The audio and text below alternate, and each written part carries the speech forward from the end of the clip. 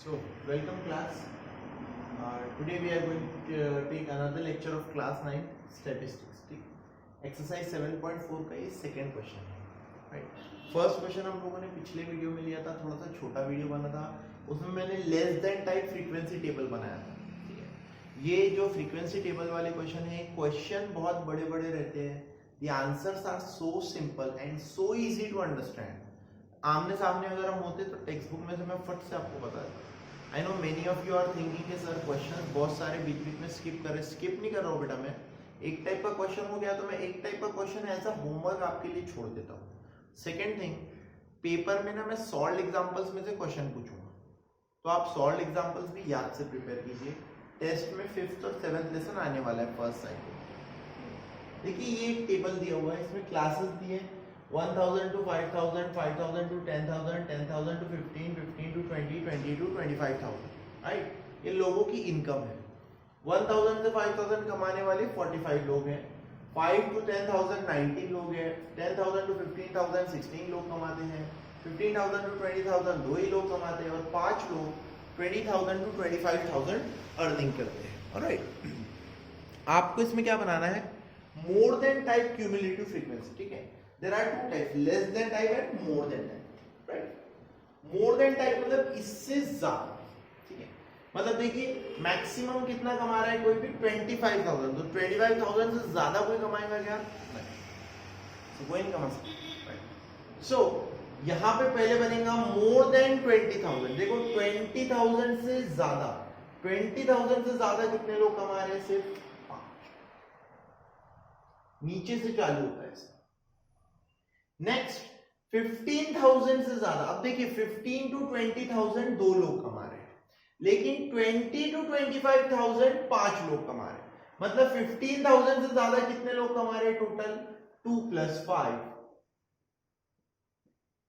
That is equal to 7. Alright, इस तरीके से टेबल बन रहा है.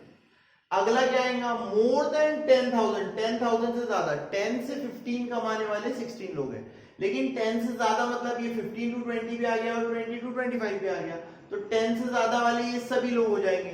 तो 2 + 5 हम लोग पहले ही कर चुके, उसमें और 16 ऐड कर देंगे. 16 + 7 कितना हो गया? 23. उसके बाद मोर देन 5000. 5000 से ज्यादा इतने सारे लोग कमा रहे, मतलब 19 + ऑल दिस, 1 2 3 इनका एडिशन हो चुका है 23. 19 + 23 it is equal to 42. And finally बचे हुए 42 + 45, 1000 से ज्यादा कमाने वाले टोटल कितने हो गए? 87. इस तरीके से होता है आपका एक more than type frequency distribution. Question लिखने में काफी ज्यादा समय लगता है, जैसे कि थर्ड क्वेश्चन है. थर्ड क्वेश्चन इतना बड़ा है कि अगर मैं लिखूंगा तो पूरे बोर्ड भर सिर्फ क्वेश्चन ही लिखता रहूंगा. ठीक है, उसमें आपको क्या करना है? थर्ड क्वेश्चन में the data is given for 62 students. 62 students का हमें डाटा लिखना होगा यहाँ. ठीक है, वो भी एक्यूरेटली रिप्रेजेंट करना होगा. तो मैं कुछ क्वेश्चंस आप लोगों के लिए अभी के लिए छोड़ देता हूँ कि हाँ ये क्वेश्चन जब हम लोग मिलेंगे, जनवरी में हमारी स्कूल चालू होगी, मैं आपको आमने सामने ये पढ़ाऊंगा. ठीक है, तो थर्ड और फोर्थ क्वेश्चन मैं इसीलिए स्किप कर रहा हूँ. इसके बाद नेक्स्ट टॉपिक है. नेक्स्ट टॉपिक का नाम है measure of central tendencies.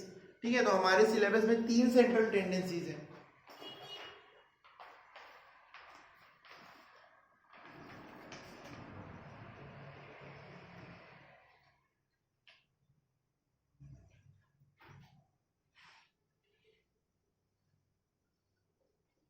Seven 7.5 हमारी लास्ट एक्सरसाइज रहेंगी इसके बाद. ठीक है, फिर हम लोग सीधा 10th स्टैंडर्ड पे जंप कर सकते हैं. एक 6th लेसन बीच में हमारा फाइनेंशियल प्लानिंग नाम का छूटा है, लेकिन अगर आप मेरा वीडियो अच्छे से देखेंगे, फाइनेंशियल प्लानिंग में आपको फेस टू फेस पढ़ाना पड़ेगा. ठीक है, थोड़ा सा फाइनेंशियल प्लानिंग 9th का पढ़ाना पड़ेगा. That is also for 10th standard. 10th standard आना चाहिए, इसलिए 9th का थोड़ा सा फाइनेंशियल प्लानिंग आपको पढ़ाना पड़ेगा. तो मैं पढ़ा दूंगा, डोंट वरी. अभी जो पढ़ाया गया आप उस पर फोकस करें. नेक्स्ट टॉपिक का नाम है measure of central tendencies. Okay, central tendency. Central मतलब बीच की, टेंडेंसी मतलब एक एप्रोप्रिएट वैल्यू, जो सेंट्रल वैल्यू अपन लोग मान सकते हैं. ठीक है, उसको बोलते हैं सेंट्रल टेंडेंसी. 3 सेंट्रल टेंडेंसीज है हमारे सिलेबस में. पहली सेंट्रल टेंडेंसी का नाम है मीन। ओके, देखिए मैं आपको एक एग्जांपल से समझाता हूँ।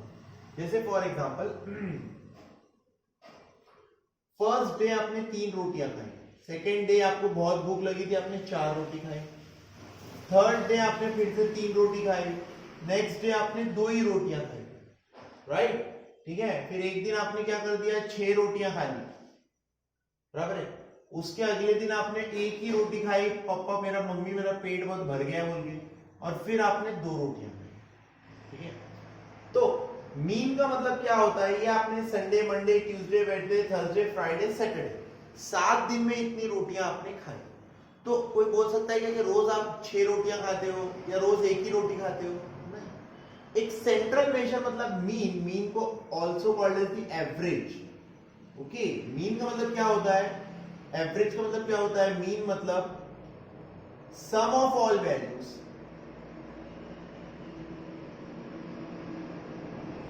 Divided by the number of values. ठीक है, वैल्यूज को ऑब्जर्वेशंस भी बोलते हैं, sum of all the observations divided by the number of observations, ऐसा भी बोल सकते हैं। मतलब यहां पे आप रोज कितनी रोटियां खा रहे हो, इसका मीन कैसे निकलेगा, 3 + 4 + 3 + 2 + 6 + 1 + 2 divided by 1 2 3 4 5 6 7 1 2 3 4 5 6 7 divided by 7, 3 + 4 7 7 + 3 10 10 + 2 12 12 + 6 18 18 + 1 19 19 + 2 21/7। मतलब आप on an average mean value हो गई आपकी, रोज आप लगभग कितनी रोटियां खा रहे हो, 3 रोटियां, इसको बोलते हैं मीन। सबका total divided by number of value.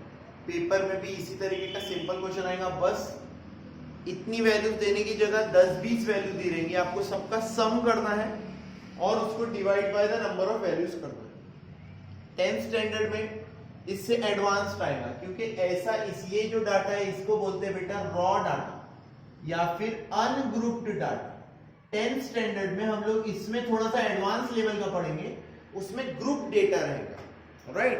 तब आपको ग्रुप डेटा का मीन निकालना सिखाएंगे, डोंट वरी। तो ये हो गई पहली चीज मीन, नोट डाउन करो इसको, ये इसका फॉर्मूला है sum of all the values divided by number of values, right? Mean के बाद होता है दूसरा median.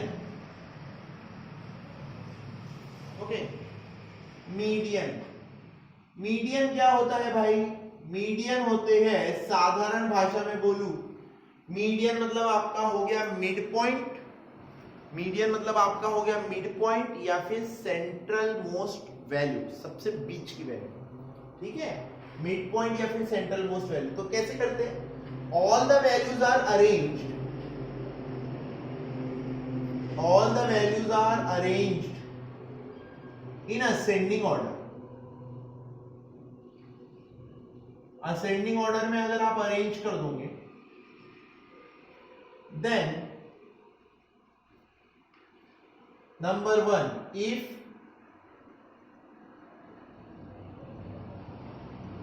if all the n values करना चाहिए, if all n values are arranged in ascending order, then if n is odd,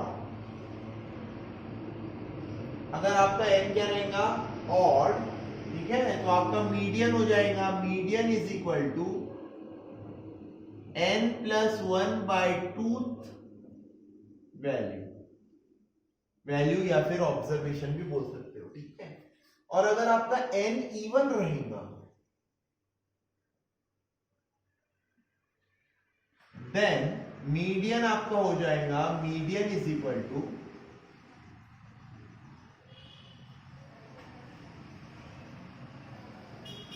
n/2 plus n + 2/2, ठीक है, divided by 2। ये वाली ऑब्जर्वेशन, दोनों ऑब्जर्वेशन का सम। ना अब बहुत सारे स्टूडेंट को सर ये क्या लिखा आपने, ये समझ में नहीं आया होगा, ठीक है? मैं एग्जांपल से समझाता हूँ बेटा। देखिए, ये जो सारी वैल्यूज है इसका अगर हमें मीडियन निकालना है तो मीडियन कैसे निकालते हैं, देखिए लिखता हूं मैं तरीके से, वैल्यूज 1, ओके 1 एक ही है, उसके बाद 2 बार 2 है 2 2, उसके बाद 2 बार 3 है 3 3 और 4 और 6, ठीक है। मीडियन मतलब सबसे बीच की वैल्यू। तो भाई 1 2 3 4 5 6 7 वैल्यूज है, तो 3 वैल्यूज इधर से कट कर दूंगा, 3 वैल्यूज इधर से कट कर दूंगा। आंसर क्या आ गया आपका 3। इसी को हमने मैथ्स में कैसे लिखा कि अगर if n is odd, median कौन सी हो गई n प्लस 1/2, n यानी कि 1 2 3 4 5 6 7, n इज इक्वल टू 7 है, तो ऑड है, तो 7 प्लस 1 कितना होता है बेटा 8/2, मतलब कौन सी वैल्यू, फोर्थ वैल्यू। देखो यहां पे 1 2 3 4 नंबर वैल्यू, इसको बोलते हैं मीडियन। इसको क्या बोलते हैं, मीडियन। साधारण भाषा में मैं अपने स्टूडेंट्स को ऐसे समझाता हूँ इसी तरीके से, 5 उंगलियां हैं, ठीक है, 2 उंगलियां इधर छोड़ दी हमने, 2 उंगलियां इधर छोड़ दी, एक ही बीच में एक फिंगर बच गई हमारी, तो वो उसका मीडियन हो गया, राइट। सेंट्रल फिंगर जो हो गई वो हमारी मीडियन हो गई। लेकिन अगर ऐसे 10 रहेंगे तो इधर भी 5 छूट गई, इधर भी 5 छूट गई, कोई बीच में बच रहा है क्या, नहीं बचा। तो जब इवन रहेगा तो आपको दूसरा तरीका अपनाना पड़ेगा। दूसरा तरीका कैसे अपनाओगे, लाइक दिस। जैसे अगर यहाँ पे इसी एग्जांपल को करता हूं, मिटा देता हूं, 6 के बाद समझ लीजिए कॉमा करके यहाँ पे फिर से 2 रहेगा। अब कितनी वैल्यूज हो गई, 1 2 3 4 5 6 7 8। तो अब आपका मीडियन क्या आता, 8/2, यानी कि फोर्थ वैल्यू 1 2 3 4, और इधर से भी 1 2 3 4, 8 प्लस 2/2, मतलब फोर्थ प्लस फिफ्थ, और दोनों वैल्यूज का डिवाइडेड बाय 2, मतलब फोर्थ वैल्यू भी 3 है और फिफ्थ वैल्यू भी 3 है, दोनों को ऐड कर दो, कितना हो जाता है आपका median, 3 plus 3 divided by 2, 6/2। Answer कितना आता आपका 3। इस तरीके से मीडियन होता है। अभी आपको समझने में काफी सारे मन में डाउट्स आ रहे होंगे, खुद से डाउट्स ला रहे होंगे आप लोग, कोई बात नहीं, सीधा सीधा रहता है। मीडियन में अगर 100 वैल्यू दिए तो आप 100 वैल्यू लिख लो, जो सबसे बीच की वैल्यू रहेंगी। अब 100 में बीच की वैल्यू नहीं आती, क्योंकि 1 से लेके 100 तक अगर आप लिखोगे तो बीच की वैल्यू कौन सी रहेगी, 50 एंड 51, इन दोनों का एवरेज लेना पड़ेगा, ठीक है। अगर 11 वैल्यूज है तो ऑड वैल्यू में सिंपल हो जाता है, 5 वैल्यू पहले 5 वैल्यू बाद में, बीच में क्या बची, 6th वैल्यू, वो आपका मीडियन रहेगा। 6th वैल्यू कैसे निकालेंगे, n is odd, n plus 1/2, मतलब 11 वैल्यू है तो 11 प्लस 1 12, 12/2 कितना होता है 6। इस तरीके से आता है आपका मीडियन, ठीक है। तो मीन हो गया, मीडियन हो गया। उसके बाद आता है तीसरे नंबर पे मोड।